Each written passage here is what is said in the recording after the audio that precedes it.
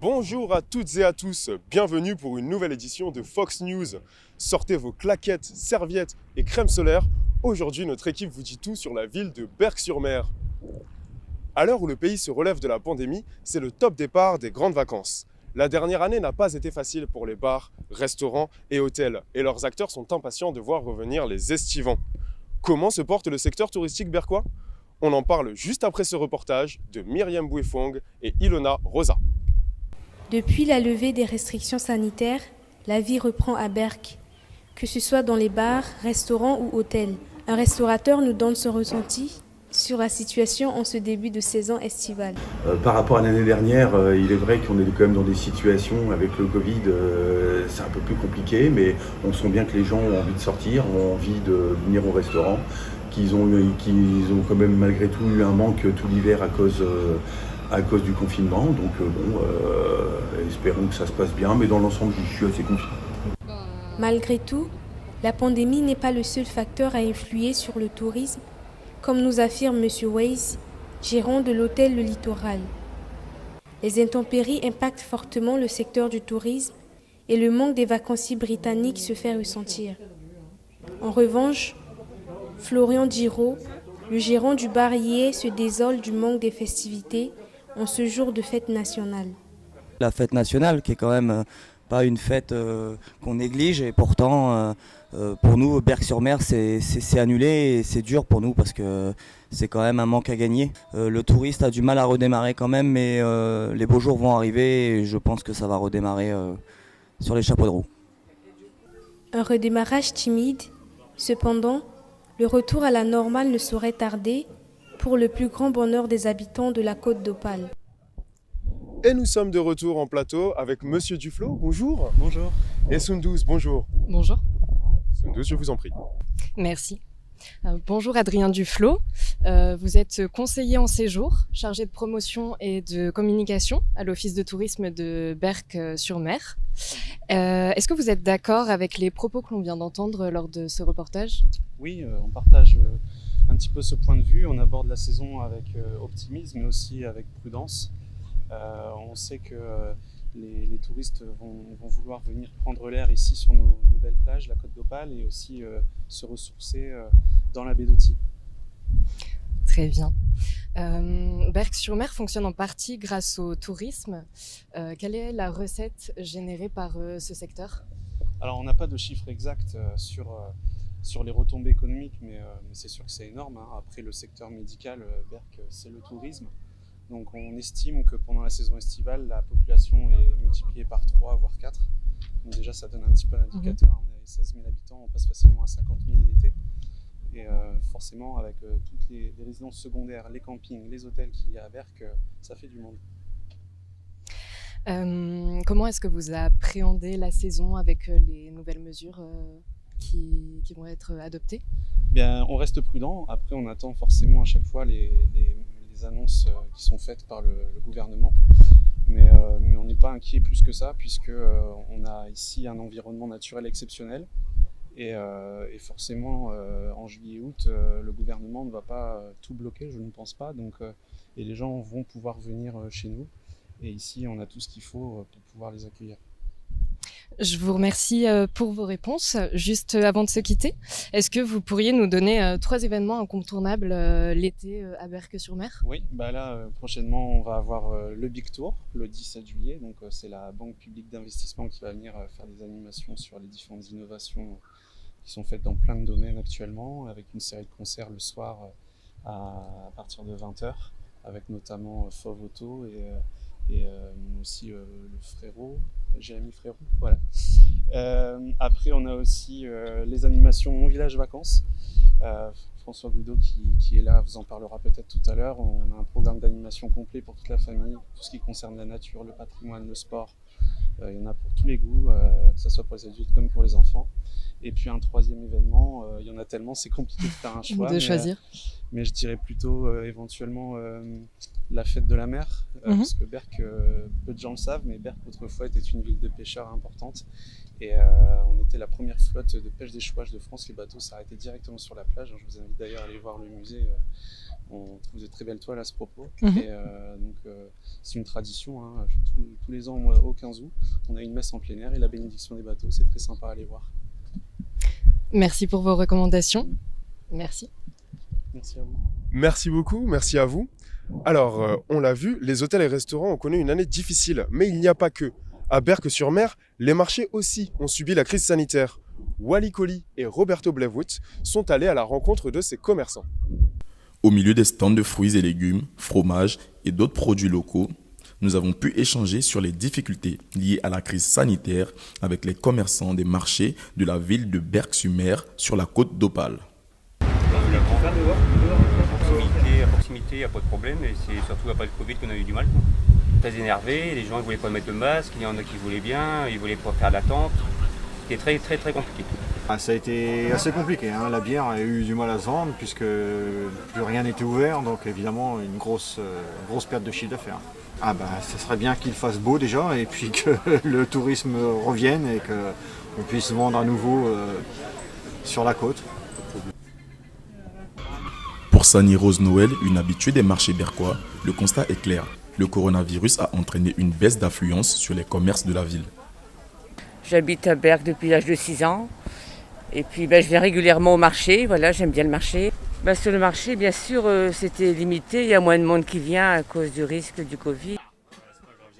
Suite aux restrictions de déplacement liées à la pandémie de Covid-19, les Français ont redécouvert le goût du plaisir local. Les gens se sont plus rassemblés aux alentours de chez eux que de partir au loin, quoi, je pense.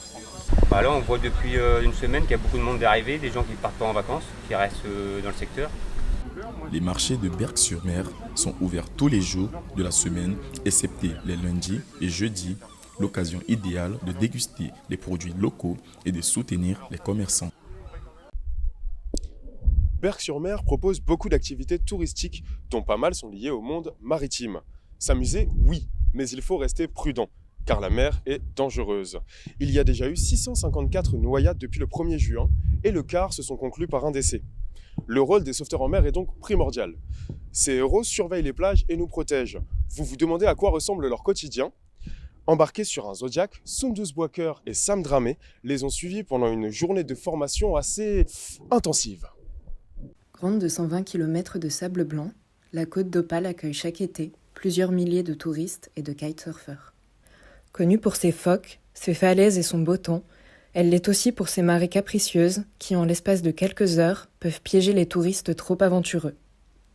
Ça monte très très vite et ils se retrouvent complètement isolés et on a régulièrement des gens, ça arrive actuellement, c'est 2 à 3 fois par semaine où soit les pompiers, soit nous qui sommes déclenchés. Savoir qu'il y a encore 3 ans, on a encore eu 2 morts ici à Berck et en plus des Berquois qui connaissaient, qui se sont quand même fait prendre. Pour surveiller et aider les personnes en difficulté sur le littoral, des hommes et des femmes bénévoles se relaient chaque jour à la station SNSM de Berck-sur-Mer. Nous sommes allés à la rencontre de ces sauveteurs en mer pour les suivre lors d'un entraînement.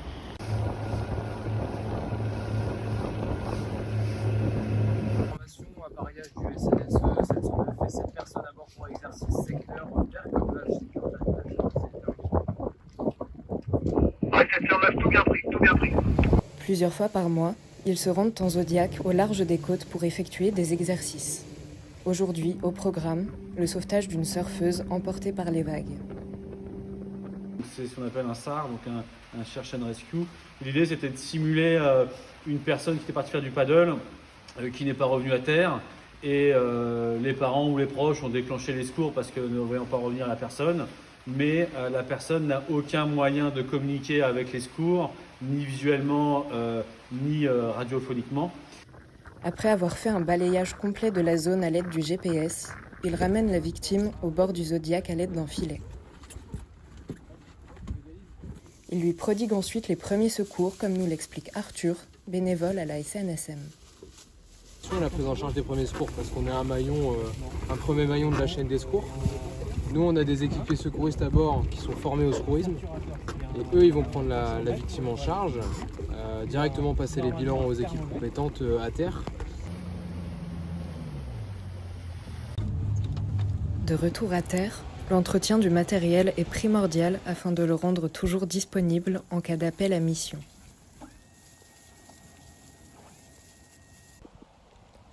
Avec plus de 4000 interventions en France par an, le rôle des sauveteurs en mer est indispensable pour permettre aux touristes et sportifs de passer un été en toute sécurité.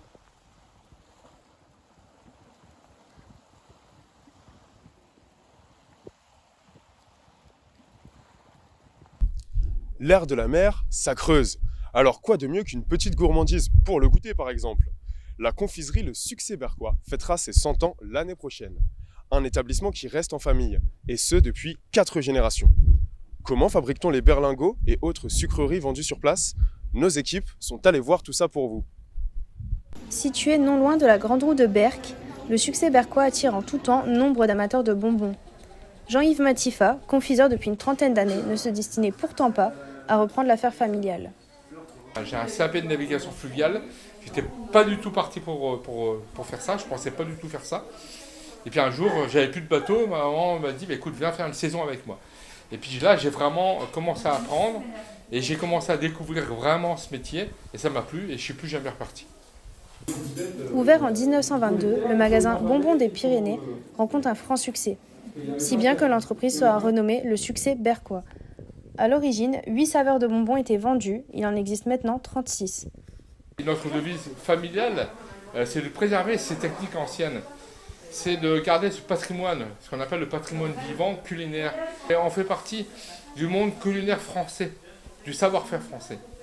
Notre clientèle, c'est une clientèle de toute génération et tout horizon, même géographique.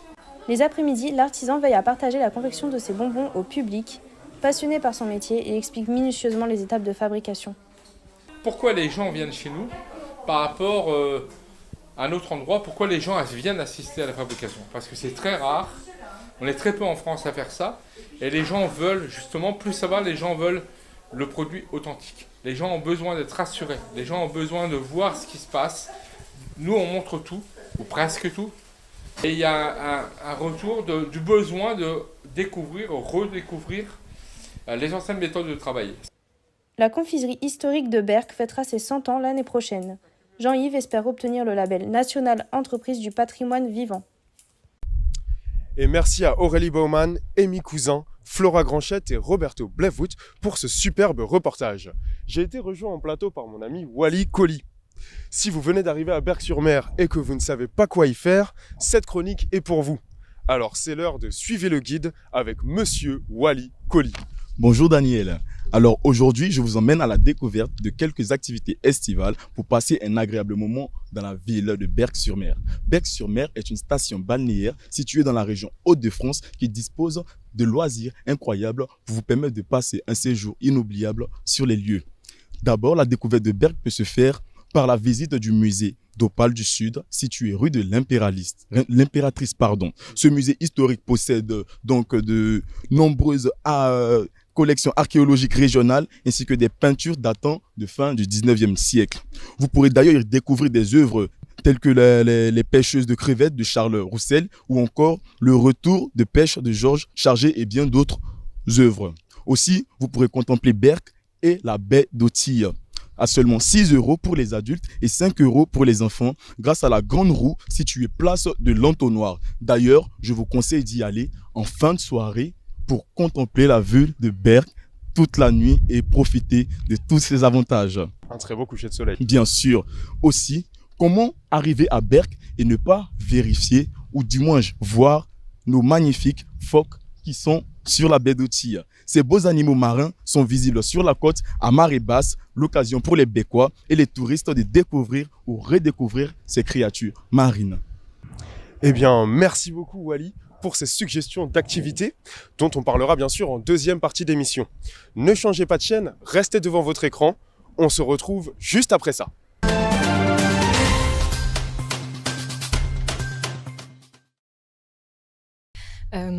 Comment est-ce que vous appréhendez la saison avec les nouvelles mesures qui vont être adoptées? Bien, on reste prudent. Après, on attend forcément à chaque fois les annonces qui sont...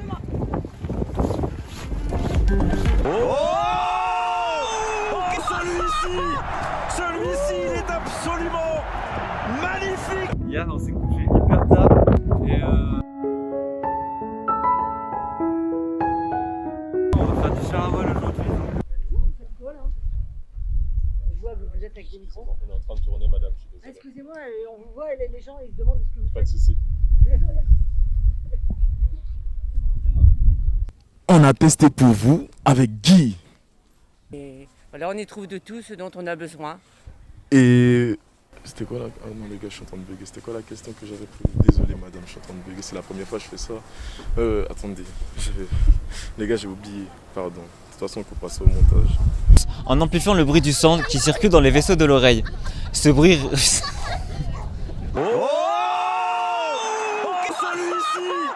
Celui-ci, il est absolument magnifique. C'est horrible. Incontournable l'été à Berck-sur-Mer. Oui, bah là, prochainement, on va avoir le Big Tour, le 17 juillet. Alors Rob, tu viens prendre la tienne ou pas? Nickel. Ah bah oui, and we're here to take the clash. Take it. Hein? Oh, moi je m'attendais pas du tout à ça les amis. Qu'est-ce qui se passe? Qu'est-ce qui se passe là?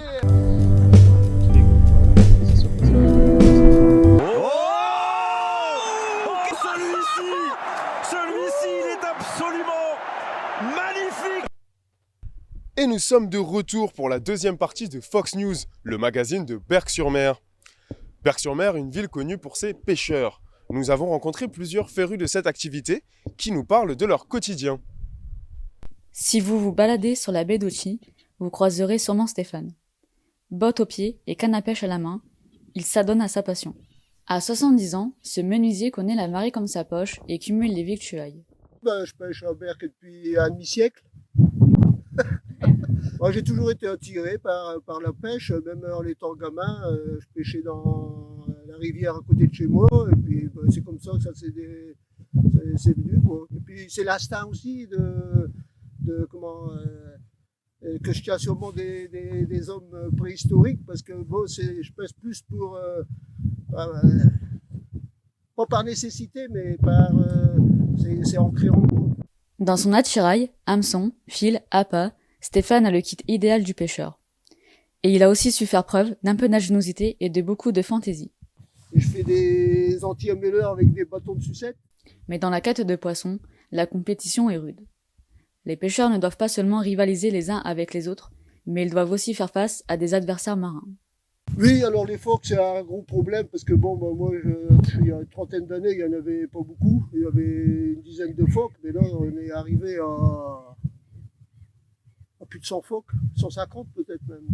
Et ça pose un problème parce que bon, non seulement ils mangent du poisson, mais en plus ils se mettent, quand le flot il monte et puis le poisson il monte aussi, ça les empêche de remonter parce qu'ils sont chassés et ça se dispatche dans tous les sens. On est obligé d'arrêter de pêcher parce que c'est gênant. On prend moins de poissons qu'avant, hein, c'est sûr. Hein. Il paraît que ça mange 3 kilos de poissons par jour. Dans la baie d'Auchy, on pêche à la ligne, mais pas que. C'est ici qu'Elisabeth, retraitée, parcourt la plage à la recherche de moules. Des produits frais, naturels et plus qu'appréciés. Il n'y a que par ici à la baie d'Auchy qu'on ramasse des moules. Okay. Voilà. Après, plus loin, d'abord dans le fond, il y a des piquets, mais on n'a pas regardé, c'est privé. Voilà. C'est plus des moules d'élevage. À force de courber le dos pour remplir son seau, la fatigue se fait ressentir. Mais Elisabeth nous l'assure, l'effort en vaut vraiment la peine. Selon elle, les moules de la baie d'Auchy ont un doux goût de paradis. Je veux dire, elles sont beaucoup plus iodées, plus grosses, plus iodées, ça n'a rien de comparable. Alors n'hésitez pas à renouer avec vos instincts de pêcheur, et pour les fins gourmets un peu paresseux, rassurez-vous, les restaurants de la ville auront de quoi ravir vos palais.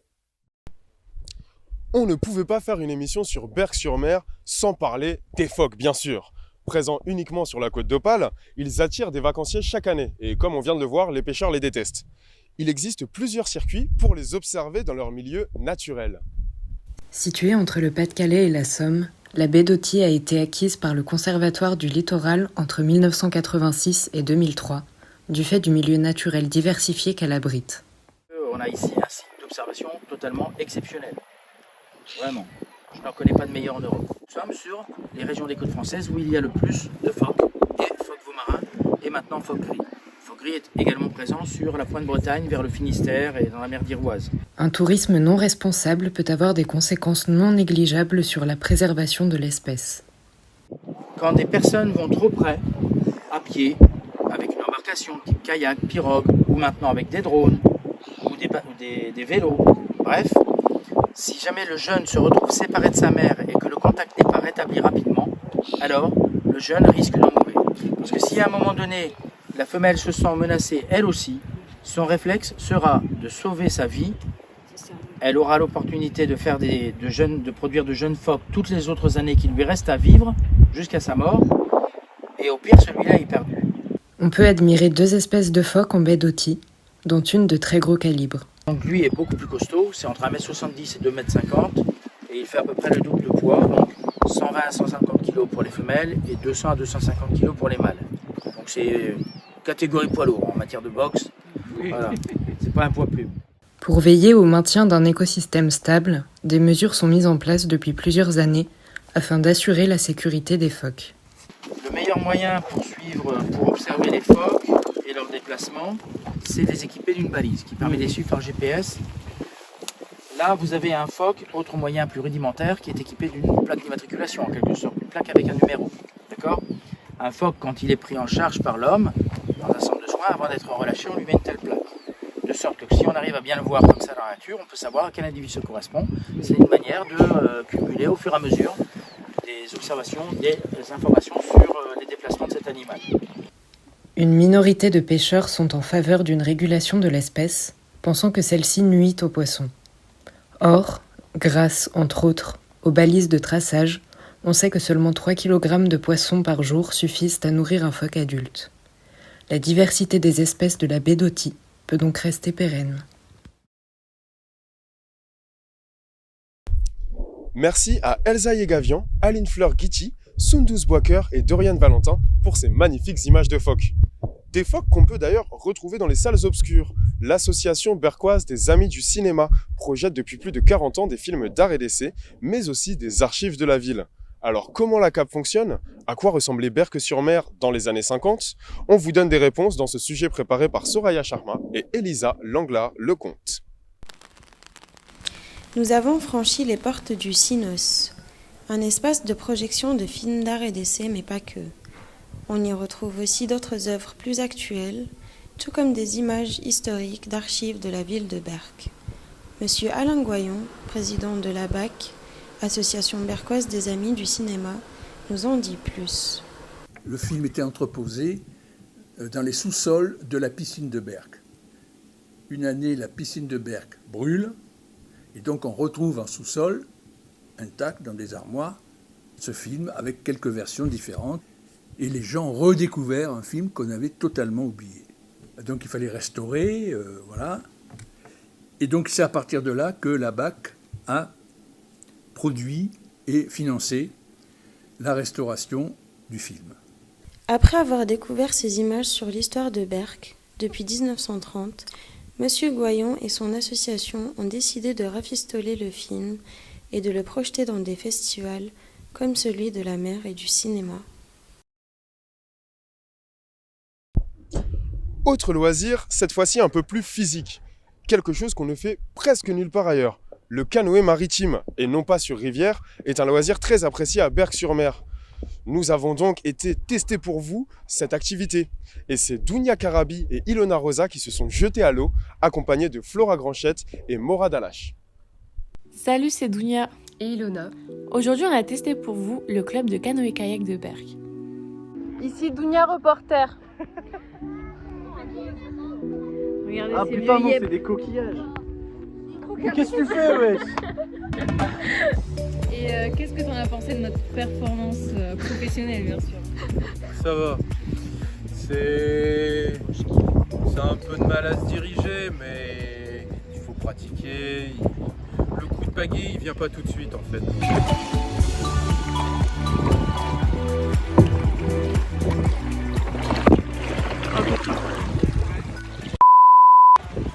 Mon but ici, c'est en fait d'être avec une bande de copains et puis de profiter de la mer.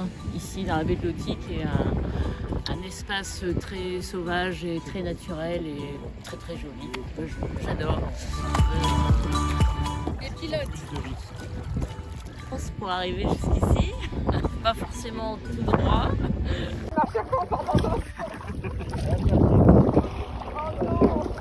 Allez, il faut écarter à droite là. Élargir. Qu'est-ce que vous en avez pensé de notre performance? Ah, c'était intéressant. C'était intéressant. Et ça s'est bien passé. C'est le principal. Mais c'est très sympa. C'est très sympa, on est en équipe, on s'amuse, on rigole. Je trouve ça juste pour eux. Tu pourras me relayer, hein. Ah là là. Heureusement hein, qu'ils vous aident parce que...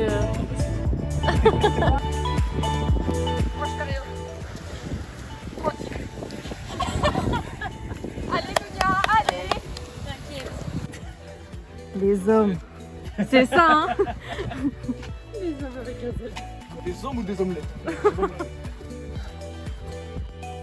On espère que ça vous a plu. Et si vous souhaitez découvrir comme nous la côte sous un autre angle, on vous donne l'adresse du club, un chemin au raisin. Si vous allez à Berck-sur-Mer en avril, ne ratez pas les rencontres internationales du cerf-volant. Cet événement mondialement reconnu fait la fierté de la ville. Avec les restrictions sanitaires, il a fallu s'adapter pour continuer à faire vivre ce rendez-vous. On découvre comment dans ce sujet préparé par Elisa Langlard-Lecomte, Sam Dramé et Rémi Girard. À Berck, ville où le bruit des vagues rythme les balancements des cerfs-volants, on s'adapte. Pour cause de restrictions sanitaires, la ville a dû annuler la rencontre internationale annuelle. À la place, le musée de Berck nous fait découvrir le cerf-volant sous toutes ses formes avec une exposition que M. Goudot nous explique. Ça fait la deuxième année que nous avons les rencontres de cerf-volant. Pendant 10 jours, on est la capitale mondiale du cerf-volant. Il était important pour nous de le rester et de montrer qu'à Berck-sur-Mer, c'est le cerf-volant tout au long de l'année et pas simplement pendant 10 jours en avril. En apportant du cerf-volant sous toutes ses formes, sous toutes ses couleurs, durant toute l'année. Le cerf-volant n'est pas qu'un loisir destiné aux enfants. Les adultes et photographes s'y mettent aussi. C'est en 1887 que la première photographie en cerf-volant a été prise. On voit ici toute la station de Berck-sur-Mer, à la fois le phare qui vient rappeler tout le développement du Berck maritime, des pêcheurs, parce que c'était quand même un outil extrêmement important pour la navigation, et puis l'hôpital maritime qui est le plus ancien hôpital de Berck-sur-Mer. Mais Berck-sur-Mer est la station la plus photographiée au monde par cerf-volant. Les aérophotographes s'y réunissaient, et donc ici avec le musée, vous pouvez le voir autour de moi, il y a toute une exposition sur le côté historique du cerf-volant, à la fois par l'aérophotographie, où on vient présenter des cerfs-volants porteurs, des chambres photographiques, des appareils photo un peu plus anciens, parfois encore mécaniques, pour faire ces photos par cerf-volant, des photos d'époque, des années 1890, début 1900, de Berck-Plage, et puis des photos plus contemporaines par les aérophotographes qu'on invite chaque année aux rencontres de cerfs-volants. Et on peut voir comme ça l'évolution ici de la station de balnéaire à travers ces photos. Véritable symbole berquois, les références au cerf-volant fleurissent dans toute la ville. Que ce soit sous forme d'exposition à la mairie et au musée, d'affiches explicatives sur l'esplanade ou encore dans sa forme la plus pure, sur la plage. Le cerf-volant fait décidément partie de la vie des habitants de Berck-sur-Mer. Et nous sommes de retour et on a le plaisir d'accueillir Monsieur Goudot, bonjour, ainsi que Soraya pour une interview exclusive. Je vous en prie. Bonjour Monsieur Goudot. Bonjour. Vous êtes directeur général de Berck événements loisirs Côte d'Opale. Pouvez-vous nous en dire quelques mots sur votre profession? Oui, alors ici c'est un établissement en fait, qui s'occupe de tout ce qui est événements, animation et loisirs dans la station. Donc avec toute l'équipe de la station, de la ville de Berck et de l'office, on a le plaisir d'organiser les rencontres de cerfs-volants quand elles ont lieu, des animations à chaque vacances scolaire avec mon village vacances, et puis des loisirs, vous avez parlé de sorties en canoë, pirogue, équitation, etc. Donc c'est toute mon équipe qui s'occupe des loisirs durant les vacances. Et du coup, ça va faire 4 ans que vous êtes à votre poste. Y a-t-il eu des challenges auxquels vous avez dû faire face ? Oui, comme beaucoup de monde, on a eu une vraie remise en question par rapport à la situation que nous traversons, avec des activités et des événementiels qui ont dû être revus. Vous en avez parlé dans le sujet, les rencontres de cerfs-volants ne peuvent plus se tenir actuellement. Donc on a fait de 10 jours de cerfs-volants, des cerfs-volants tout au long de l'année maintenant dans la station, avec les expositions que vous avez vues, des conviviales, les images que vous avez filmées hier, mais qu'on retrouve régulièrement le week-end durant les vacances d'été ici. Et puis également mon village vacances où on a proposé beaucoup d'activités autour du bien-être. On a remarqué qu'avec le confinement, les gens cherchaient des choses simples, à prendre soin d'eux, à prendre soin de leur famille. Et donc on a proposé beaucoup de programmes autour de séances de yoga au coucher du soleil, de yoga du rire dans le musée, des séances de sophrologie, de marche dans l'eau, de réveil musculaire le matin, des choses simples qui fonctionnent, qui sont en plein air et qui permettent aux gens de prendre soin d'eux. Et du coup, dans le reportage qu'on a vu, on vous a entendu parler, on vous a entendu dire que la ville de Berck était la ville la plus photographiée vue du ciel par les cerfs-volants.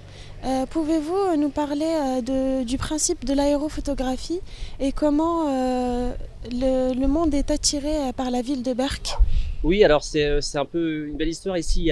C'est une ville qui est balayée par le vent, on le voit un petit peu aujourd'hui, mais c'est quelque chose qui est agréable, qui apporte un bon air iodé, qui fait du bien à l'organisme, mais c'est aussi quelque chose, un vrai moteur ici qui a permis aux pionniers de l'aviation de découvrir l'aviation depuis le haut des dunes, aux pionniers du char à voile également de développer leur monture. Et la première photo par cerf-volant s'est faite en 1887, quelque part en France, pas chez nous, mais ici tous ces férus d'aviation, de char à voile, d'aéroplage à l'époque ont toujours été animés par tout ce que le vent pouvait faire bouger, et ils se sont mis à l'aérophotographie. Et donc dans les années 1890-1900, c'était ici pratique courante de personnes adultes de faire de la photo par cerf-volant, photographier la plage, les bateaux échoués, les cabines de plage comme on le voit dans le reportage. Et pour fêter le centenaire de la première photo, c'est tout naturellement qu'une association belge, la Capois, est venue fêter ce centenaire sur la plage de Berck-sur-Mer, qui ont donné naissance aux rencontres internationales de cerfs-volants. Et du coup, lors de nos recherches, plusieurs personnes nous ont parlé de l'Otiman. Oui. Et du coup, c'est un swimrun qui a été mis en place par vous. Et du coup, est-ce que vous pouvez nous en dire un peu plus? C'est un événement international. C'est ça, c'est avec une autre casquette, avec mon ami Jean-Marc Lamblin qui est en sauvetage derrière vous avec la CNSM justement. C'est lui qui a eu cette idée un peu folle. On est dans un environnement extraordinaire. Vous avez la baie d'Oti derrière. Vous avez vu au début du reportage de l'émission, elle était assez peu recouverte par les eaux. Elle est en train de se recouvrir. Et donc le swimrun est une pratique qui vient de Norvège, qui alterne course à pied, natation au milieu naturel.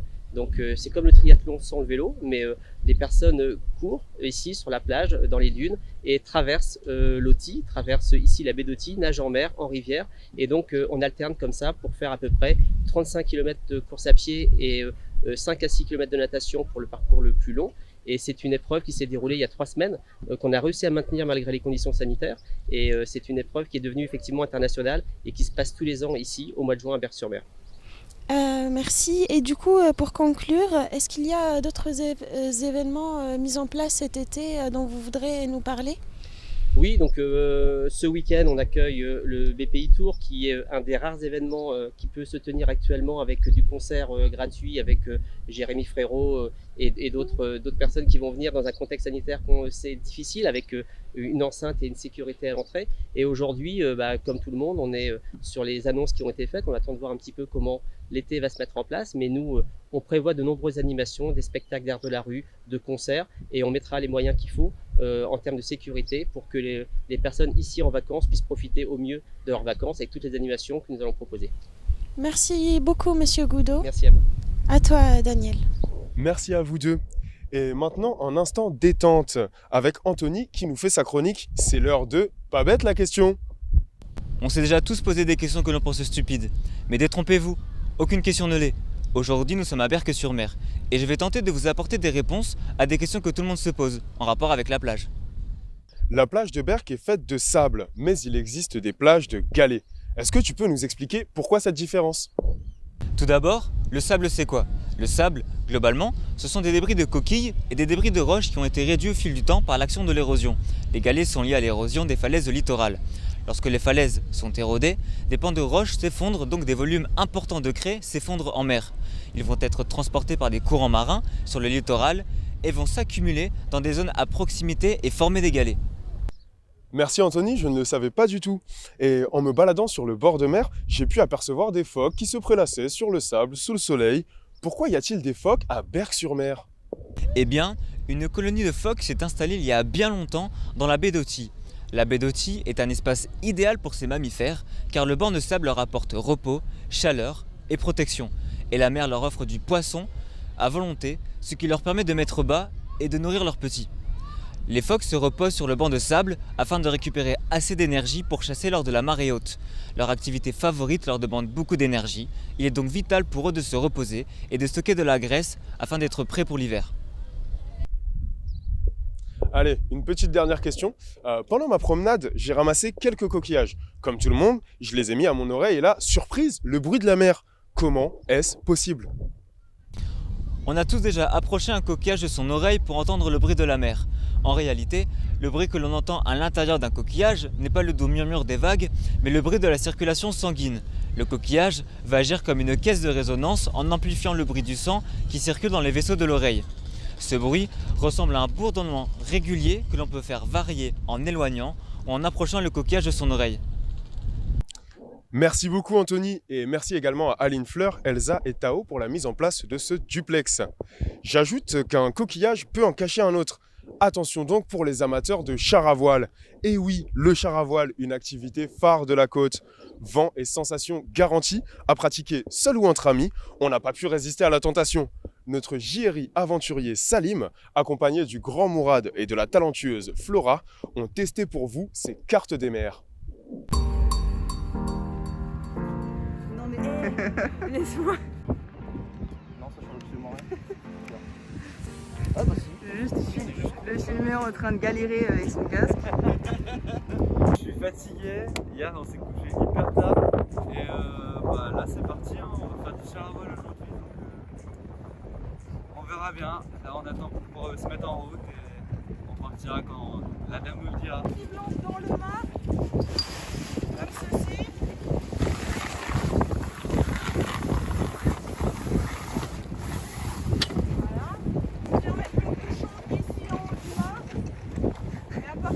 Je vais pouvoir relever mon char à voile par le mât.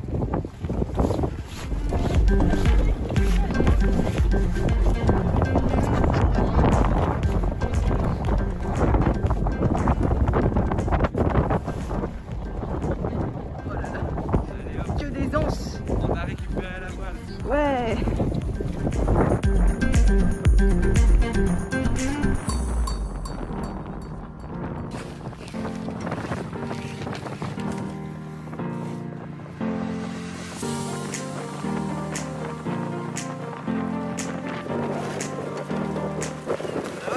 Quelle classe! On sent quelqu'un dans son élément.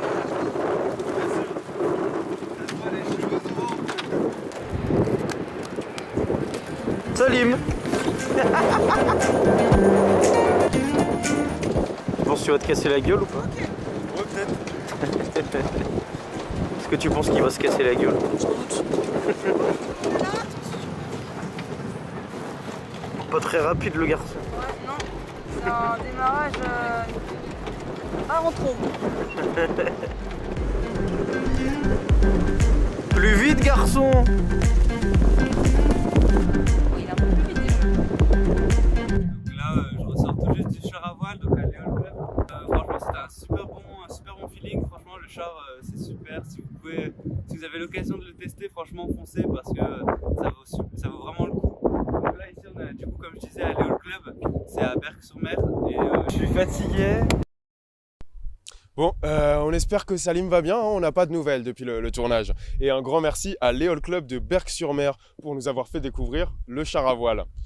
Malheureusement, c'est déjà la fin de cette émission. On vous a parlé de beaucoup de choses, mais il y a encore plus d'activités à faire à Berck.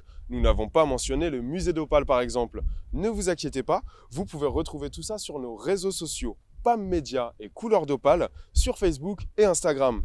Merci à tous, merci à l'équipe technique ainsi qu'aux journalistes qui sont allés tourner les sujets. Et à bientôt pour une nouvelle édition de Fox News.